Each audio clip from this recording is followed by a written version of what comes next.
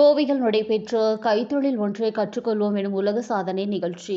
105 பெண்கள் இணைந்து தையல், எம்ப்ராய்டரி, மெகந்தியிடுதல், கேக் செய்வது உள்ளிட்ட கைத்தொழில் திறன்களை வெளிப்படுத்தி உலக சாதனை. கோவையில் பெண்களுக்கு கைத்தொழில் திறன்களின் அவசியம் குறித்து விழிப்புணர்வு ஏற்படுத்தும் விதமாக உலக சாதனை நிகழ்ச்சி கரும்புக்கடை நூர்செட் மஹால் அரங்கத்தில் நடைபெற்றது.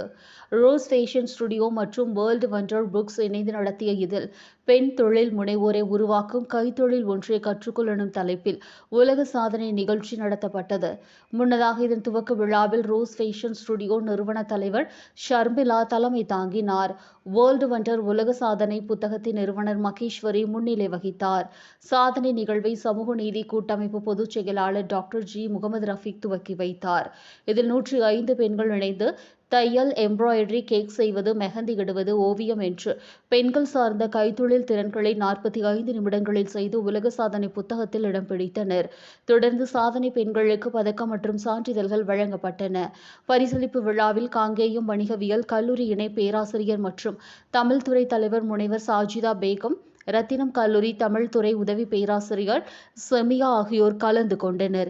முன்னதாக விழாவில் பேசிய சமூக நீதி கூட்டமைப்பு பொதுச் செயலாளர் டாக்டர் ஜி முகமது ரஃபீக், சமூக திறன் மேம்பாட்டு பயிற்சி மையத்தில் பயிற்சி பெற்று தற்போது சாதனையாளர்களாக மாறியுள்ள பெண்கள் அமைப்பு சாரா தொழிலாளர்களாகவும் தொழில் முனைவோர்களாகவும் உள்ளதை சுட்டிக்காட்டினார்.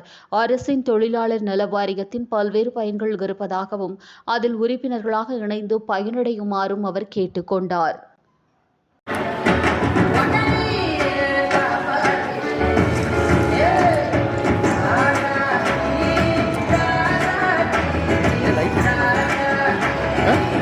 லைட் பண்ணலையா? என்ன லைட்